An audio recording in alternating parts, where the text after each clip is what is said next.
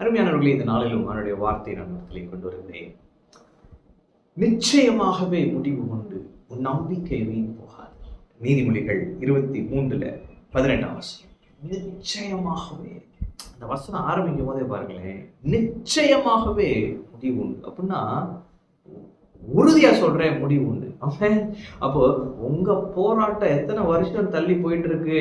என்ன பிரதர் நீங்க சொன்னீங்க அன்னைக்கு, அப்ப முடிவு நடக்கல, அவர் சொன்னாரு அப்ப நடக்கல, ஆண்டவரே சொன்னாரு நடக்கல. ஆண்டவர் சொல்றாரு இப்பயும் நிச்சயமாகவே for sure முடிவு உண்டு. அவன் நிச்சயமாகவே அப்படின்னு சொல்லிட்டாருன்னா நிச்சயமா முடிவு உண்டு. சூழ்நிலையை பார்க்கிறப்ப அவர் சொன்னது என்னடா நிச்சயமாகவே முடிவு உண்டுன்னாரு, சூழ்நிலை இவ்வளவு பெருசா இருக்கு. ஆண்டவர் சொல்றாரு, எங்க வார்த்தை ஒரு சூழ்நிலையை காட்டிலும் தெரியுது. அவன் சிவந்த சமுத்திரத்துக்கு முன்னால நிற்கிறாங்க. ஆண்டவர் சொன்னாரு, பாலும் தேன் ஓடுகிற நலமும் விசாலமான தேசத்துல கொண்டு போய் சேர்ப்பேன். இப்ப பாத்தீங்கன்னா இப்பதான் பார்வன்ட்டு இருந்து வெளியே வராங்க, பின்னாடி பார்வன் துரத்திட்டு வர்றாரு. முன்னாடி பார்த்தா செங்கடல். என்ன ஆசைன்னு தெரியல. நிச்சயமாகவே முடிவு. அவன் அவர் சொன்னார், நீ பாலும் தேன் ஓடுகிற தேசத்துக்கு முன்னாடி செங்கடல். என்ன செய்யறது? அது போல சூழ்நிலையில நீங்க இருக்கிறீங்களா? ஆண்டவர் ஒரு நல்ல எதிர்காலத்தை தான் பிரதர் சொன்னாரு. ஆனா இப்ப பாத்தீங்கன்னா இந்த பிரச்சனையை பார்த்தா இங்கேயே மாண்டு விடுவோமோ, இங்கேயே முடிந்து விடுமோ அப்படி தோன்றுகிறது. ஆண்டவர் சொல்லுகிறார், பின்தொடர்கிற பிரச்சனை ஒரு பிரச்சனை இல்லை, முன்னாடி இருக்கிற பிரச்சனையே இல்லை, என்னை நோக்கி பாருங்க சொல்லுகிறார். நிச்சயமாகவே முடிவு உண்டு என்று சொல்லுகிறார். யாரும் எதிர்பார்த்திராத நேரத்துல பாதை அமைத்தாரே என்று சொல்லுகிறார். சூழ்நிலையில யார் எதிர்பார்த்திராத நேரத்துல அற்புதம் செய்வேன். அவன் யாரும் எதிர்பார்த்திராத நேரத்துல அற்புதம் செய்கிற தேவன் இவர். நிச்சயமாகவே முடிவு உண்டு. உங்க போராட்டத்திற்கு முடிவு உண்டு. உங்க தாமதத்திற்கு முடிவு உண்டு. நீங்க பிரயாசப்பட்டு சோர்ந்து போயிருக்கிறீங்களே, உங்களுக்கு முடிவு உண்டு என்று சொல்லுகிறார். நம்பிக்கை வீண் போகாது. கர்த்தரை நம்பின அந்த நம்பிக்கை ஒரு நாளும் வீண் போகவே போகாத. அருமையானவர்களே, நம்பி சோர்ந்துட்டேன் பிரதர், ஆண்டவர் சொல்றாரு முடிய போகுது.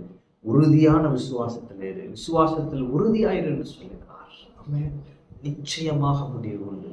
உங்க நம்பிக்கை வீண் போகாது. 12 வருட பெரும்பாலுள்ள ஸ்திரியை பாருங்க. அவங்க நம்பினாங்க, ஆண்டவருடைய அந்த வஸ்திரத்தின் ஓரத்தை தொட்டுட்டா போதும். அவரை தொட்டான்னு கூட சொல்லல, வஸ்திரத்தின் ஓரத்தை தொட்டா கூட போதும், நான் சுகமாயிருவேன். அதே போல முன்னாடி மனிதர் கூட்டம் தான் எல்லாத்தையும் தள்ளி முண்டி அடிச்சு அப்படியே போய் தொட்டுட்டாங்க. தொட்ட மாத்திரத்திலே உதிரத்தின் ஊரல் நின்று போனது. ஆரோக்கியம் அடைதை உணர்ந்தார்கள். ஆமென். இன்னைக்கு நான் சொல்றேன், நிச்சயமாகவே முடிவு உண்டு. நம்பிக்கை வீண் போகாது. ஆமென். திருமணத்திற்காக, மகளின் திருமணத்திற்காக, அல்லது பையனோட திருமணத்திற்காக, அல்லது உங்களோட திருமணத்திற்காக நீங்க ரொம்ப ஜோம் பண்ணி சோர்ந்து போயிருக்கீங்களா? நிச்சயமாகவே முடிவு உண்டு. பிரதர், இவங்க மட்டும் மனசு மாறிட்டா போதும் பிரதர், என்னுடைய வேலை கிடைச்சிடும். இவங்க மட்டும் சைன் பண்ணிட்டா போதும் பிரதர், என்னோட ப்ரமோஷன் வந்துடும்.